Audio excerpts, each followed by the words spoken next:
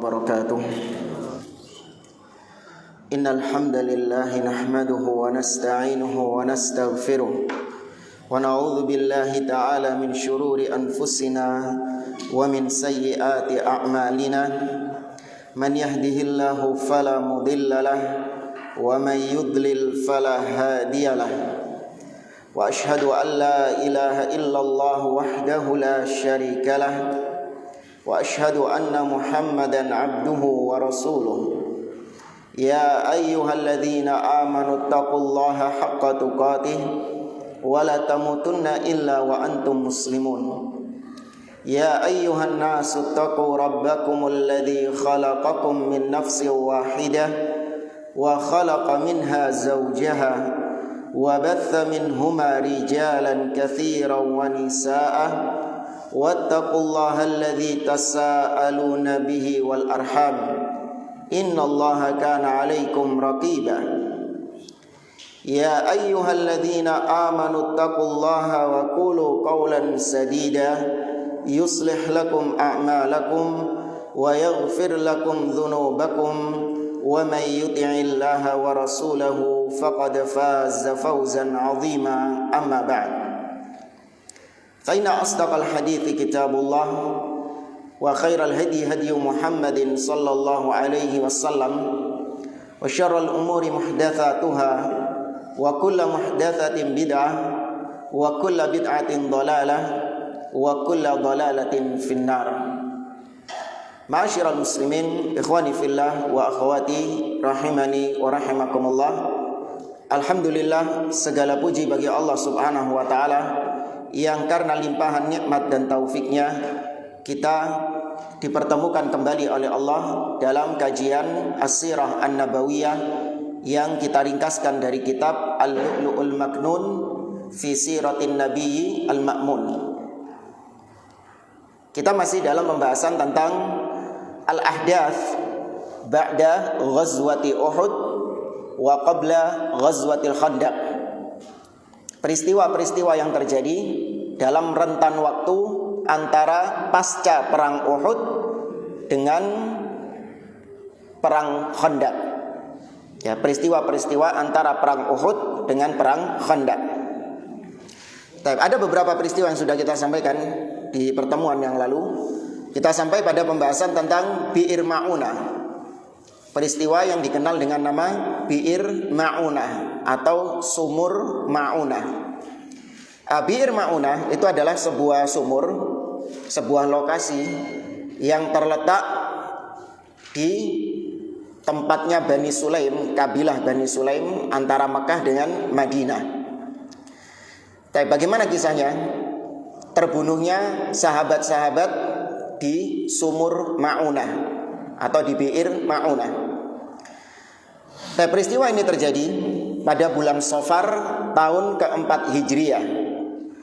Ya, peristiwa ini terjadi pada bulan Safar tahun keempat Hijriah. Wa sababuha indal Imam Al-Bukhari fi sahihi min hadithi Anas radhiyallahu anhu annahu qala. Apa sebabnya peristiwa Bi'ir Ma'unah ini? Terbunuhnya 70 orang sahabat yang ahli baca Quran. Ya, 70 orang sahabat ini yang terbunuh ini adalah Al-Qurra, ahli Quran, memiliki ilmu terhadap Al-Quran. Di dalam riwayat Imam Bukhari dari Anas bin Malik disebutkan tentang sebabnya. Anna Ri'lan wa Dzakwan wa Usayyah wa Bani Lihyan istamaddu Rasulullah sallallahu alaihi wasallam ala aduwin. Bahwasanya ada 4 kabilah yang tadi kita sebutkan, yaitu Ri'il, kemudian Dzakwan, Usayyah, dan Bani Lahyan. 4 kabilah ini meminta pertolongan kepada Nabi SAW untuk menghadapi musuh yang akan menyerang mereka. Maka Nabi pun mengutus 70 orang dari kalangan Ansor. Kunna nusammihim al-Qurra. Kita para sahabat menyebut 70 yang dikirim oleh Nabi ini sebagai Al-Qurra, orang-orang yang ahli dalam Al-Quran. Jadi kalau zaman dahulu disebut Al-Qurra, jamak dari apa? Qari. Itu bukan cuma sekedar orang yang pinter, enak bacaan Qur'annya, ya yang fasih membaca Al-Qur'annya, tajwidnya bagus. Bukan. Tapi Al-Qurra bukan cuma bisa baca Al-Qur'an, tapi juga paham dengan Al-Qur'an. Paham dengan makna-makna yang ada di dalam Al-Qur'an. Itu kalau qari, istilah qari yang ada di zaman Nabi SAW demikian. Ya, tapi belakangan di zaman kita sekarang qari itu hanya bagi orang yang bisa atau bagus bacaan Qur'annya meskipun gak paham isi Al-Qur'an itu. Ini ada pergeseran makna atau pergeseran kualitas. Baik, ala kulli hal, maka Nabi pun mengutus 70 orang qari tadi. Kanu yahtatibuna bin nahar wa yusalluna bil lail. Ya, 70 orang qari ini mereka itu kebiasaannya kalau siang hari mereka mencari kayu bakar dan mereka kalau malam hari sibuk ya menghidupkan malam dengan qiyamul lail, dengan salat malam. Itu dalam riwayat Imam Bukhari. Jadi ada suku-suku tadi minta tolong kepada Nabi untuk melawan musuh yang akan menyerang mereka. Maka diutus sama Nabi 70 orang sahabat qari, qurra untuk menolong mereka menghadapi musuh. Tapi dalam riwayat Muslim sebabnya beda lagi. Ya, ada sebab yang lain lagi.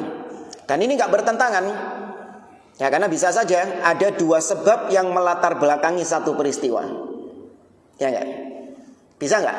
Dua sebab melatar belakangi satu peristiwa. Bisa? Bisa, enggak ada masalah. Ini jadi enggak bertentangan antara riwayat Bukhari tadi dengan riwayat Muslim yang akan kita bacakan ini. Dalam riwayat Imam Muslim, qala Anas radhiyallahu anhu, Anas bin Malik radhiyallahu taala anhu berkata, "Ja'a nasun ilan Nabi sallallahu alaihi wasallam." Ada sekelompok orang yang mendatangi Nabi SAW. Faqalu, maka mereka mengatakan kepada beliau, Aniba'ath ma'ana rijalan yu'allimuna al-Qur'ana was sunnah. Wahai Rasulullah, utuslah kepada kami beberapa orang yang bisa mengajarkan Al-Quran dan As-Sunnah kepada kita, yang bisa mengajarkan agama kepada kita. Faba'atha ilaihim 70 rajulan minal ansar yuqalu lahumul qurra. Maka Nabi pun mengutus kepada mereka 70 orang dari kalangan Ansar yang ahli agama. Ya, Al-Qurra, bukan cuma pintar baca Quran, bukan cuma bagus bacaan Qurannya, tapi juga paham dengan isi Al-Quran tersebut. Ya, maka inilah yang diutus sama Nabi SAW. Faedah dari kisah ini, yang diutus sama Nabi SAW bukan sembarang sahabat, tapi yang diutus hanya sahabat-sahabat yang punya apa? Punya ilmu. Ya, ini menunjukkan bahwasanya dakwah mengajarkan ilmu kepada manusia harus orang-orang yang memang memiliki ilmu, harus orang-orang yang memiliki dasar ilmu. Ya, bedakan antara mengajarkan ilmu, menyampaikan ilmu dengan orang-orang yang hanya sebatas mengajak saja. Kalau mengajak, ya semua orang gak apa-apa mengajak. Antum misalnya ada teman antum gak sholat, ada teman antum gak ikut kajian, antum ajak mereka untuk kajian. Kemudian apa yang antum dapatkan dari kajian ini kemudian antum share keluar. Ya, catatan antum ini antum share keluar supaya orang-orang di luar sana mengambil manfaat dari kajian. Boleh nggak? Boleh. Tapi kalau itu antum jadikan sebagai sebuah hal yang antum sibukkan diri antum pergi ke tempat ini, kemudian ke pulau ini, ke kota ini untuk berdakwah, maka ini nggak boleh dilakukan oleh orang-orang kecuali yang memiliki ilmu. Dari sinilah kita tahu penyimpangan firqah apa? Yang suka berdakwah tanpa ilmu, baru taubat langsung keluar berdakwah, padahal masih jahil, nggak punya ilmu. Firqah jama'atut tabligh. Ya, firqah jama'atut tabligh. Ini diantara penyimpangan mereka. Padahal banyak penyimpangan jamaah tabligh yang lain. Ini diantara buktinya Nabi SAW tidak sembarangan mengutus orang untuk mengajarkan ilmu, tapi yang diutus oleh Nabi adalah orang-orang yang memang memiliki ilmu. Sahabat-sahabat yang memiliki ilmu. Mu'ad bin Jabal diutus kemana sama Nabi SAW? Ke Yaman. Ya, diutus ke Yaman untuk berdakwah. Yang dipilih Mu'adz bin Jabal karena memang Mu'adz bin Jabal memiliki ilmu. Ya, ini semua menunjukkan bahwasanya orang yang baru taubat, orang yang baru mengenal Islam, maka dia menyibukkan diri dengan belajar, bukan menyibukkan diri dengan khuruj, berdakwah, padahal dia nggak punya ilmu. Apa yang mau dia ajarkan kepada manusia kalau dia sendiri nggak memiliki ilmu? Nah, ini faedah dari apa yang kita sampaikan tadi. Kemudian wa inda Ibnu Sa'ad wa Ibnu Ishaq, dalam riwayat Ibnu Sa'ad dan Ibnu Ishaq, anna Aba Bara Amir ibn Malik al-ma'ruf bi mulaibil asinnah qadima ala Rasulillah sallallahu alaihi wasallam al-Madinah fa'arada alaihi Rasulullah sallallahu alaihi wasallam al-Islam. Dalam riwayat Ibnu Sa'ad dan Ibnu Ishaq ada kisah juga seorang yang bernama Abu Bara, namanya Amir bin Malik. Ya, namanya Amir bin Malik. Dia ini dikenal orang yang sudah usia senja, wis tuwek wong ini. Amir bin Malik ini. Dia datang ke kota Madinah menemui Nabi SAW. Kemudian sama Nabi ditawarkan untuk masuk ke dalam Islam ini, Amir bin Malik ini. Tapi wada'ahu ilaihi, didakwai, diajak untuk masuk ke dalam Islam oleh Rasulullah. Falam yuslim, tapi dia nggak mau masuk Islam. Walam yab'ud minal Islam, tapi meskipun dia nggak mau masuk Islam, dia tidak membenci Islam. Dia tidak membenci Rasul Shallallahu Alaihi Wasallam. Ya, dia tidak memusuhi Islam, meskipun dia nggak masuk Islam. Waqala, maka orang ini mengatakan, ya Muhammad, wahai Muhammad, lau ba'athta rijalan min ashabika ila ahli Najdin fada'auhum ila amrik rajautu an yastajibu laka. Wahai Muhammad, bagaimana menurutmu kalau misalnya aku sarankan engkau untuk mengutus beberapa orang dari sahabatmu kepada penduduk Najd, ya, ahlun Najd, sehingga para sahabatmu ini mendakwai, mengajak ahlu Najd untuk masuk ke dalam Islam. Aku berharap semoga orang-orang Najd mau menerima dakwah Islam, mau menerima agama Islam. Faqala Rasulullah sallallahu alaihi wasallam, maka kemudian Nabi sallallahu alaihi wasallam mengatakan, inni akhafu alaihim ahla Najdin. Sesungguhnya aku mengkhawatirkan sahabat-sahabatku ini terhadap orang-orang Najd itu. Ya, kalau aku mengutus sahabat kepada orang-orang Najd, aku khawatir dengan keselamatan para sahabat-sahabatku yang aku utus itu, yang berdakwah itu. Kata Nabi gitu. Maka kata Amir bin Malik ini, orang yang tua ini, la takhaf alaihim, wes ojo wedi, jangan takut kepada mereka. Ana lahum jar, aku yang akan menjamin mereka. Aku yang akan menjamin sahabat-sahabatmu itu. An ya'ridalahum ahadun min ahli Najd, sehingga tidak ada seorang pun dari ahli Najd yang akan mengganggu mereka, mengganggu para sahabat yang kau utus itu. Ini memang karena ketika itu penduduk Najd didominasi oleh kabilahnya Amir ini. Makanya Amir berani memberikan jaminan, tak jamin. Ya, karena di Najd kebanyakan adalah kabilahnya Amir bin Malik ini. Akhirnya faba'athhum falyad'un nasa ila amrik. Maka sudah, kirim saja para sahabat-sahabatmu supaya mereka berdakwah kepada orang-orang Najd. Faba'atha Rasulullah sallallahu alaihi wasallam 70 rajulan min ashabi. Maka Nabi pun mengutus tadi 70 orang dari kalangan sahabat beliau, tujuannya untuk mengajarkan agama kepada ahlun Najd.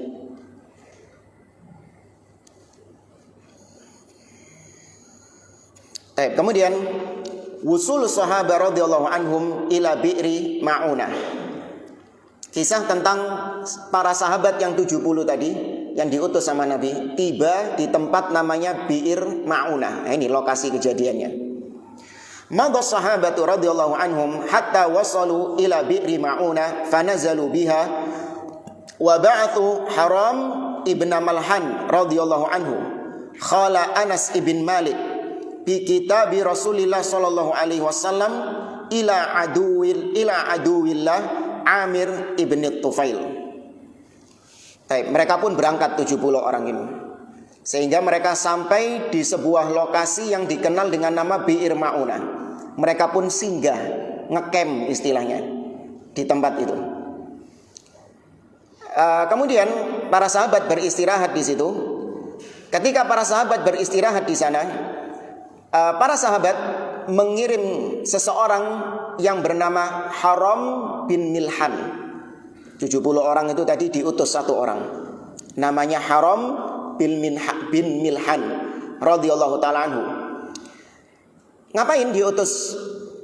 Untuk kepada siapa diutus? Kepada seorang yang bernama Amir ibn Tufail, aduwullah, musuh Allah subhanahu wa ta'ala. Ya, Amir bin Tufail iku ponaane Amir bin Malik yang tadi yang kita bicarakan itu. Iki ponaane ya. Kalau ponaane ini Amir ibn Tufail ini memusuhi Islam, memusuhi Nabi sallallahu alaihi wasallam. Ya, dia adalah seorang yang jahat. Amir bin Tufail ini, atau tadi Haram bin Milhan yang diutus ini, membawa surat yang dia membawa surat yang berasal dari Nabi SAW untuk diberikan kepada Amir ibn Tufail. Tujuannya gitu, cuman menjadi kurir saja ini Haram bin Milhan ini. Dia mengatakan kepada para sahabat-sahabatnya yang lain, ataqaddamukum fa'in ammanuni hatta uballighahum an Rasulillah sallallahu alaihi wasallam wa illa kuntum minni qariban. Kata Haram bin Milhan tadi saat durungnya budal sebelum berangkat untuk menuju Amir bin Tufail bawa surat tadi, dia mengatakan kepada yang lainnya, ataqaddamukum, aku disi kalian. Ya, aku pergi mendahului kalian. Apabila aku melihat bahwasanya mereka ini kabilah Bani Amir, kan mereka menuju kabilah Bani Amir. Apabila mereka kabilah Bani Amir menjamin keamanan bagiku, sehingga aku bisa menyampaikan pesan Rasulullah Sallallahu Alaihi Wasallam ini kepada Ibnu Tufail. Namun kalau tidak, maka kalian jangan, atau kalau mereka tidak memberikan jaminan kepadaku, mereka tidak memberikan jaminan keamanan kepadaku, maka kalian jangan berangkat ke sini sudah. Ya, kalian balik saja, gitu maksudnya. Ya, jadi dia menjadi orang yang pertama berangkat ke sana untuk melihat apakah benar Bani Amir ini memberikan jaminan keamanan atau tidak. Ya, maka Haram bin Milhan akhirnya berangkat. Kemudian bal a'radu anhu wa awma'a ila rajulin fa'atahu min khalfihi fata'anahu hatta anfadahu birrumhi. Sesampainya di tempatnya Amir ibnu Tufail, Haram bin Milhan ini tadi yang membawa suratnya Rasul tadi, sesampainya di hadapan Amir ibnu Tufail, buru-buru memberikan surat itu kepada Amir ibnu Tufail. Ternyata Amir ibnu Tufail memberikan kode kepada salah seorang kawannya. Dikasih kode-kode gini kepada salah seorang kawannya, sehingga nggak pakai lama langsung ditusuk dari belakang Haram bin Milhan ini hingga menembus dadanya. Ya, ditusuk dengan tombak hingga menembus dadanya. Faqama Haram, faqala Haram, maka ketika itu Haram melihat darah bercucuran, tombak menembus dari belakang ke depan, dia pun mengatakan Allahu Akbar, fuztu wa rabbil Ka'bah. Ya, Allahu Akbar, aku menang demi Rabbnya Ka'bah. Ya, maksudnya yang membunuh adalah orang kafir, dan dan itu sesuai dengan keinginannya dia. Ya, dia memang mencari syahadah, dia memang mencari syahid. Ya, maka dia mengatakan fustu, aku telah menang, wa rabbil Ka'bah, demi Rabbnya Ka'bah. Wa indama kharajad dam min Haram radhiyallahu anhu nadahahu ala wajhihi wa ra'sihi thumma saqata maitan radhiyallahu anhu. Ketika Haram melihat darah bercucuran, maka dia pun langsung mengusap-ngusap darahnya ke kepalanya dan sekujur tubuhnya.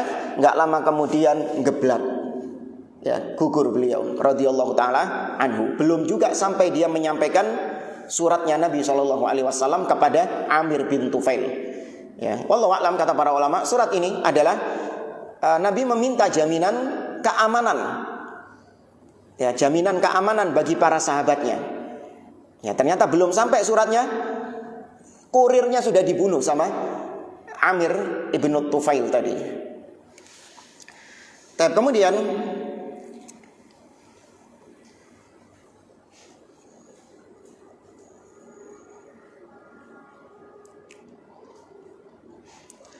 Maqtalu ashabi sariyatil qurra radhiyallahu anhum. Nah, disinilah terbunuhnya sisa-sisa para sahabat yang tadi diutus oleh Nabi SAW sebagai muallim, sebagai orang yang akan mengajarkan agama. Thumma stanfara Amir ibnu Tufail qabbahahullahu bani Amir ila qitalil baqina minas sahabah. Setelah berhasil membunuh Haram bin Milhan, maka Amir bin Tufail qabbahahullah, semoga Allah menjelekkan keadaannya, dia memprovokasi Bani Amir yang lain, kabilahnya dia ini diprovokasi untuk juga membunuh sisa-sisa para sahabat tadi, yang 70 orang tadi, diprovokasi. Fa'abau an yujibuhu, tapi kebanyakan orang-orang dari kabilah Bani Amir gak mau nurut sama Ibnu Tufail tadi, gak mau, menolak. Wa qalu, mereka mengatakan lan nakhfira jiwara Abi Barra, kami tidak akan mengkhianati orang-orang yang sudah mendapatkan jaminan dari Abu Barra. Abu Barra tadi itu yang pertama itu, Amir bin Malik. Ya, mereka pro sama Amir bin Malik ini, orang-orang kabilah Bani Amir. Kami enggak akan mengecewakan orang-orang yang sudah ada perjanjian dengan Amir bin Malik. Fastanfara alaihim qabaila min Bani Sulaim. Maka akhirnya Ibnu Tufail tadi, syaitan ini, dia memprovokasi kabilah-kabilah lain. Bani Amir gak kena, dia memprovokasi kabilah-kabilah yang lain. Di antaranya kabilah Bani Sulaim, ya, kabilah Ri'lan, kabilah Dzakwan, ya, kabilah Ri'il, kabilah Dzakwan, kabilah Usayyah, diprovokasi untuk membunuh sisa sahabat-sahabat yang diutus oleh Nabi tadi. Fa'ajabuhu ila dzalik. Ternyata mereka mau diajak oleh Ibnu Tufail untuk memerangi sisa sahabat-sahabat tersebut.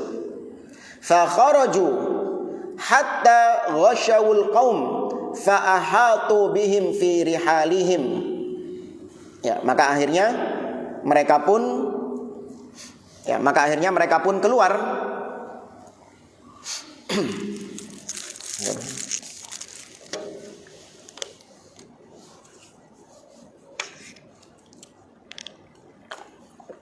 Kabilah-kabilah yang diprovokasi ini akhirnya keluar.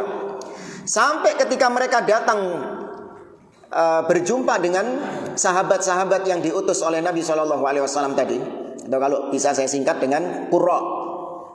Ya, sampai kabilah-kabilah yang berkhianat tadi, yang diprovokasi tadi, bertemu dengan para Qurra, dan mereka mengepung 70 sahabat itu. Faqala lahumul muslimun. Ketika itu para sahabat Qurra mengatakan, wallahi ma iyyakum aradna wa innama nahnu muhtazuna fi hajatin lin nabi sallallahu alaihi wasallam.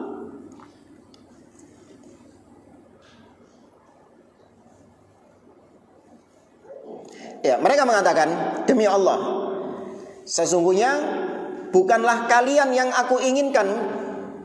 Kata para sahabat itu, kami kesini bukan untuk kalian, karena memang tujuannya bukan untuk kabilah-kabilah tadi, tapi mereka diutus untuk kabilah Bani Amir.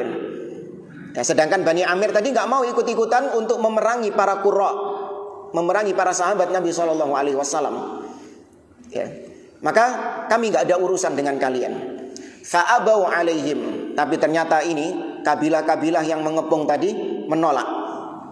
Fa akhadha as-sahabatu suyufahum faqataluhum faqutila kullu haula'i as-sahabati as-sab'ina radhiyallahu anhum ajma'in illa Ka'ab ibn Zaid ibn Najjar alladhi turika wa bihi ramakun fa'asha hatta istushhida fi ghazwatil Khandaq. Maka ketika itu mereka terkepung ini 70 orang ini. Akhirnya karena enggak bisa ngelawan, mereka pun akhirnya dibunuh. Semuanya mati 70 orang itu. Ya, di tempat namanya Bi'ir Ma'unah. Ya, mereka dikhianati, mereka semuanya mati di situ kecuali Ka'ab, seorang yang bernama Ka'ab bin Zaid. Ya, Ka'ab bin Zaid, dia ini terluka parah. Seolah-olah dia sudah mati. Saking parahnya, seolah-olah dia ini dianggap sudah mati, padahal dia masih hidup dengan luka parahnya itu. Ya, akhirnya Ka'ab bin Zaid masih hidup terus sampai baru beliau meninggal ketika perang Khandaq nanti. Ya, Ka'ab ibn Zaid.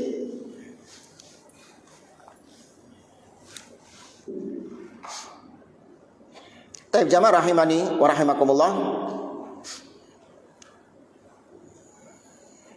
Taib tragedi terbunuhnya para sahabat di perang atau di peristiwa Bi'ir Ma'unah ini merupakan tragedi yang menyedihkan, ya, tragedi yang sangat menyakitkan, di mana tragedi ini terjadi hanya dalam selang waktu 4 bulan pasca peristiwa perang Uhud. Ya, perang Uhud itu sudah menyedihkan bagi kaum muslimin, ditambah lagi dengan peristiwa ini 70 orang sahabat yang awalnya niatnya diutus oleh Nabi menjadi pengajar, tapi ternyata sesampainya di sana justru diprovokasi oleh seorang yang bernama Amir ibn Tufail, sehingga mereka akhirnya dibunuh semuanya. Tidak ada yang tersisa kecuali 1 orang tadi. Ya. Maka ini merupakan duka yang mendalam bagi kaum muslimin ketika itu.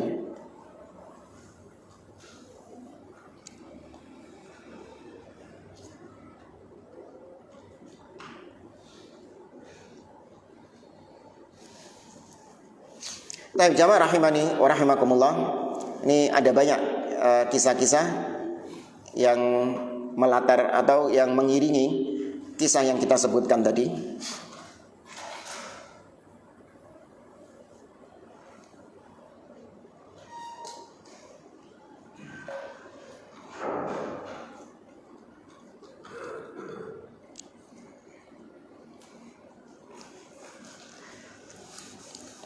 Kita lanjutkan.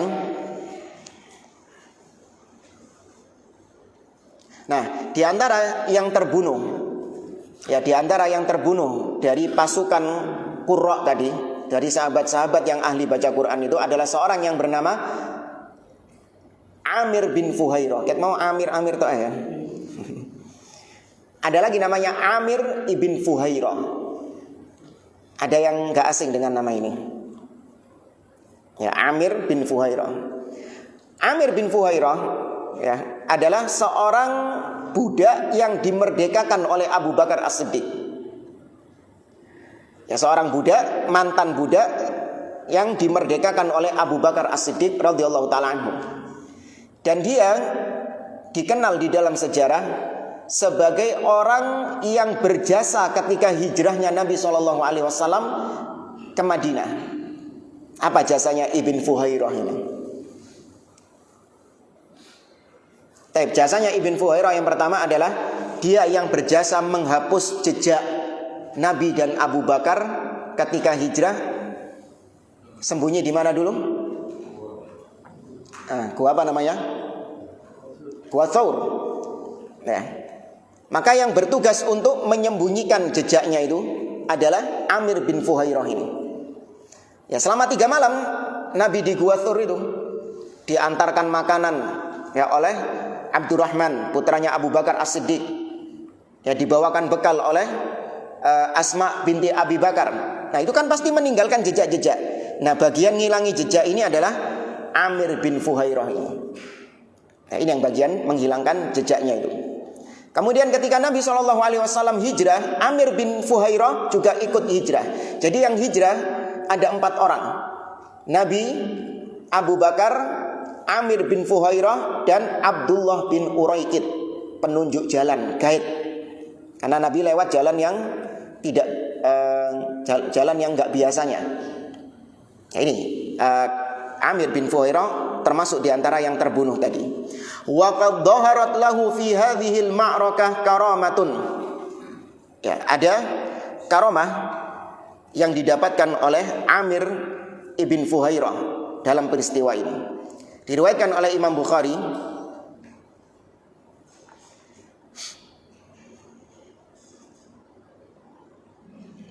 diriwayatkan oleh Imam Al-Bukhari dalam sahihnya dari Urwah qal lamma qutilal ladzina bi bi'ri ma'una wa usira Amr ibn Umayyah ad-Damri radhiyallahu anhu qala lahu Amir ibn Tufail man hada. Ya, ketika terjadi peristiwa Bi'r Ma'unah dan terbunuh 70 sahabat yang ahli baca Quran, dan ada seorang sahabat Nabi yang bernama Amr bin Umayyah ad-Damri tertawan. Ini sebenarnya ada kisahnya tadi, cuman bingung waktunya ini, panjang juga kisahnya ini. Ya, Amr bin Umayyah ad-Damri tertawan. Maka Ibnu Tufail, syaitan tadi, mengatakan man hada? Fa asyara ila qatil faqala lahu Amr bin Umayyah hada Amir bin Fuhairah. Ya, ketika itu syaitan tadi, yaitu Ibnu Tufail, mengatakan siapa ini? Dia menunjuk kepada salah satu jasad 70 orang tadi. Maka dikatakan kepada bin Umayyah ad-Damri, seorang sahabat Nabi SAW yang tertawan, dia adalah Amir bin Fuhairah. Ini adalah jenazahnya Amir bin Fuhairah. Apa kata Ibnu Tufail? Dia mengatakan laqad ra'aituhu ba'dama qutila rufi'a ila sama hatta inni la anzuru ila sama bainahu wa bainal ardi thumma wudi'a. Tadi ini orang ini tadi, Amir bin Fuhairah ini, aku melihat ketika membunuhnya, tiba-tiba jasadnya naik ke atas langit. Kemudian aku melihat posisi jasadnya itu antara langit dan bumi, berada di antara langit dan bumi. Kemudian dia dikembalikan lagi ke dalam, dikembalikan lagi ke bumi. Ini yang berbicara adalah orang kafir. Ya, Amir bin Tufail tadi yang menyaksikan bahwasanya jasad ini yang aku lihat naik ke atas tadi. Ya, kemudian mandek balik lagi ke bumi dia.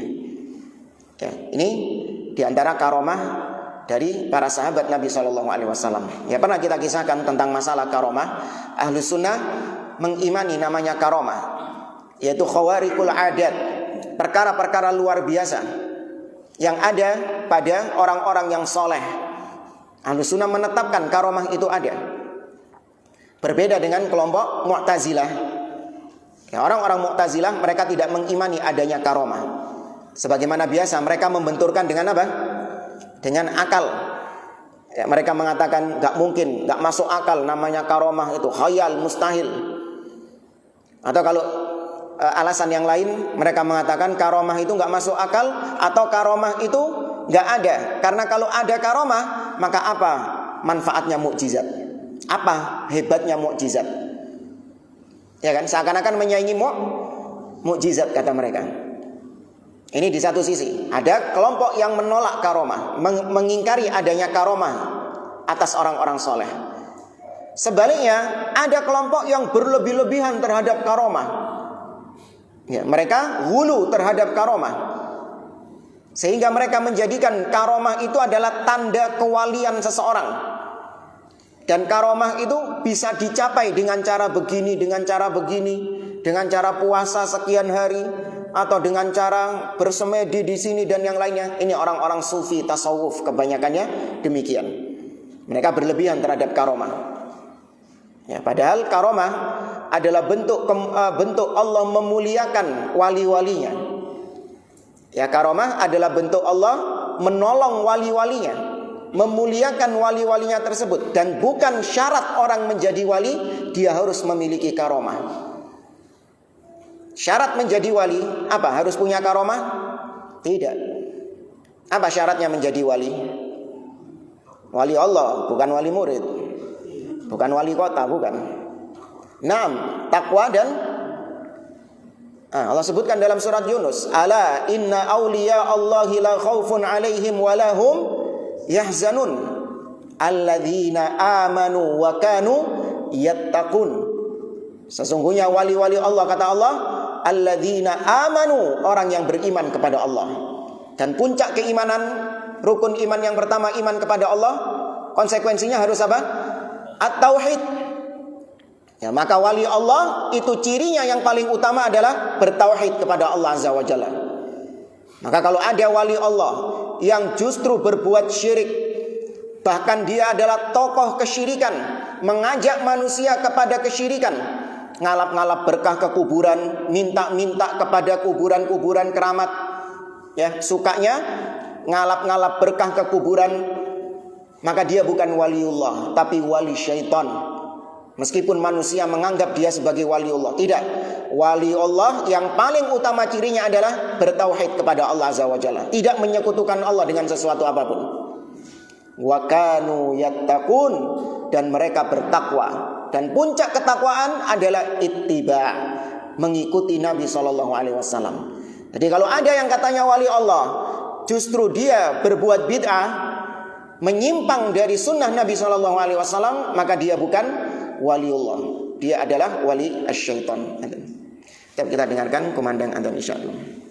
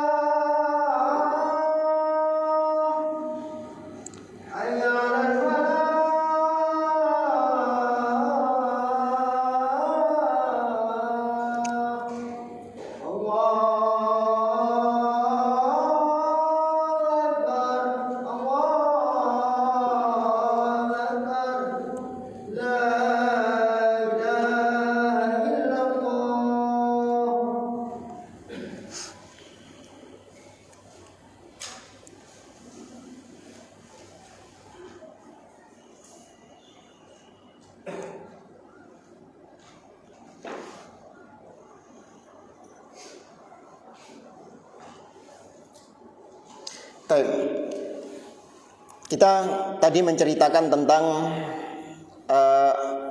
Amr bin Umayyah Ad-Damri, ya, yang tadi mengatakan bahwasanya fulan ini namanya Amir bin Fuhairah.